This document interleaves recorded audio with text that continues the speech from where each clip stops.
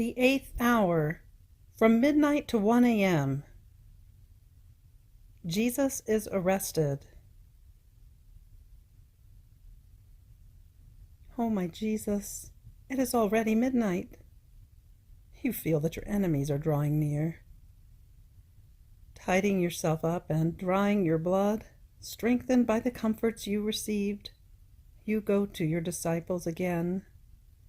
You call them, you admonish them, and you take them with you as you go to meet your enemies, wanting to repair with your promptness my slowness, indolence, and laziness in working and suffering for love of you. But, oh, sweet Jesus, my good, what a touching scene I see. You first meet the perfidious Judas, who, drawing near you and throwing his arms around your neck, greets you and kisses you. And you, most passionate love, do not disdain to kiss those infernal lips. You embrace him and press him to your heart, wanting to snatch him from hell, and giving him signs of new love. My Jesus, how is it possible not to love you? The tenderness of your love is such that it should snatch every heart to love you. Yet they do not love you.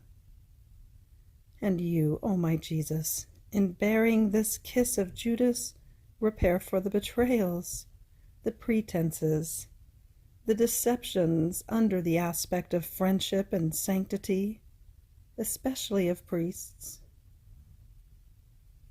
Your kiss then shows that not to one sinner, provided that he comes humbled before you, would you refuse your forgiveness. My most tender Jesus, you now give yourself into the hands of the enemies, giving them the power to make you suffer whatever they want.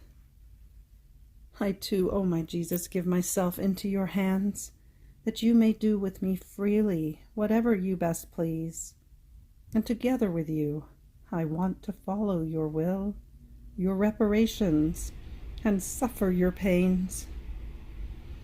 I want to be always around you, that there may be no offense which I do not repair, no bitterness which I do not soothe, no spit or blows that you receive, which are not followed by one kiss and caress of mine. In the falls you will suffer, my hands will always be ready to help you in order to lift you. So I want to be always with you, O my Jesus. I do not want to leave you alone, even for 1 minute.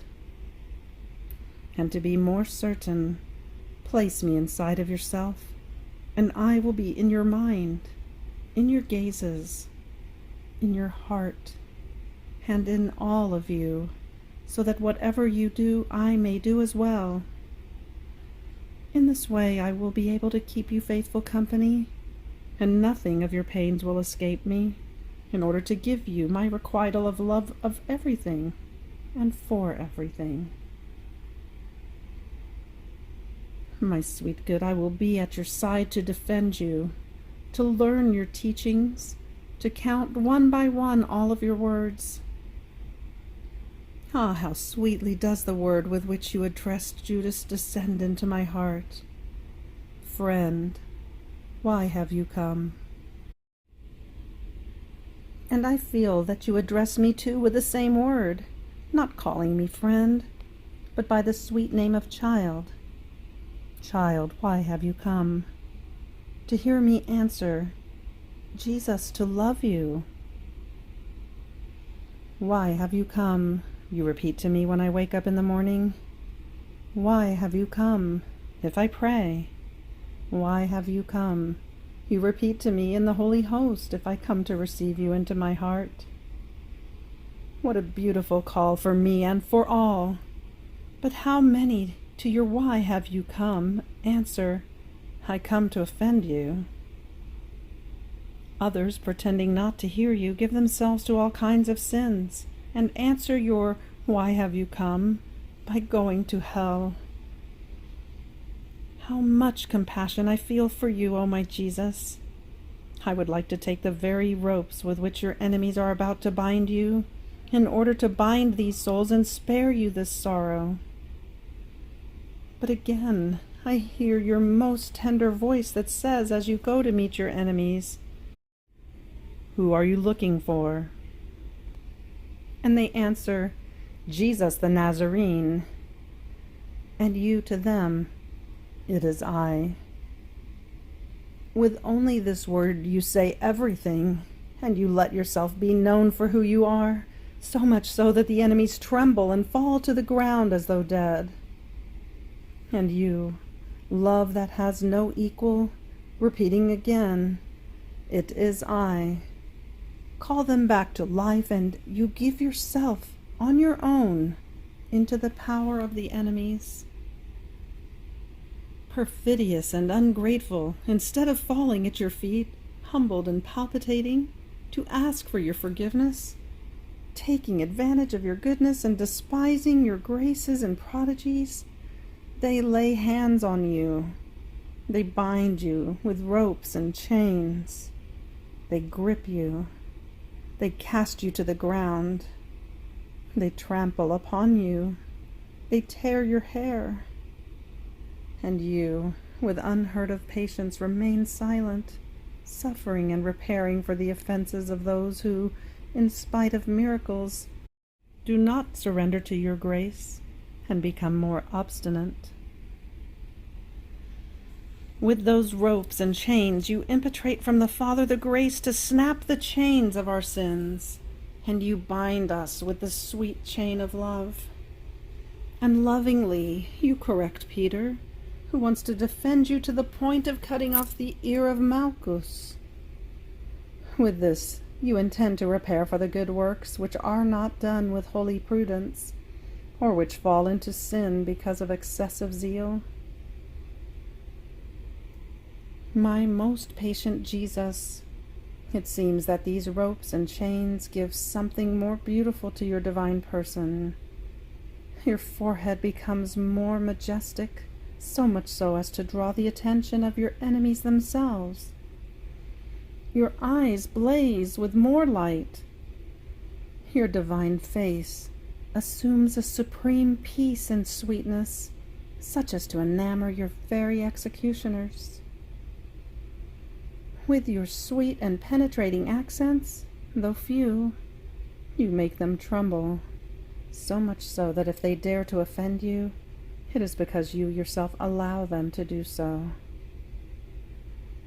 O chained and bound love, can you ever allow yourself to be bound for me, making a greater display of your love toward me, while I, your little child, remain without chains? No, no, rather with your most holy hands bind me with your own ropes and chains. Therefore I pray you, as I kiss your divine forehead, to bind all of my thoughts, my eyes, my ears, my tongue, my heart, my affections, and all of me.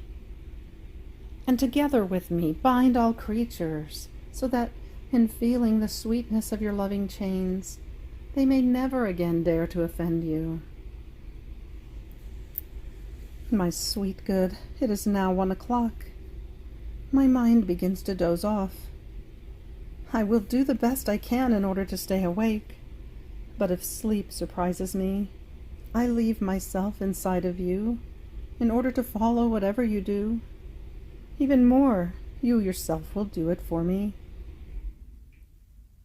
In you I leave my thoughts to defend you from your enemies, my breathing as cortege and company, my heartbeat to tell you constantly that I love you and to make up for the love which the others do not give you, the drops of my blood to repair you and to render back to you the honor and the esteem which they will take away from you with insults, spit, and slaps. My Jesus, bless me and let me sleep in your adorable heart, and from your heartbeats, accelerated by love or by sorrow, I will be able to wake up often, so as not to interrupt our company. Let us make this agreement, O Jesus. End of the 8th hour. Fiat. The 8th hour, reflections and practices. Jesus promptly gave himself into the hands of the enemies, seeing the will of the Father in his enemies. In the deceptions, in the betrayals of creatures, are we ready to forgive as Jesus forgave? Do we take from the hands of God all the evil that we receive from creatures? Are we ready to do all that Jesus wants from us? In the crosses, in the strains, can we say that our patience imitates that of Jesus? My chained Jesus, may your chains bind my heart and keep it still, to make it ready to suffer everything you want. End of 8th hour reflections and practices. Fiat.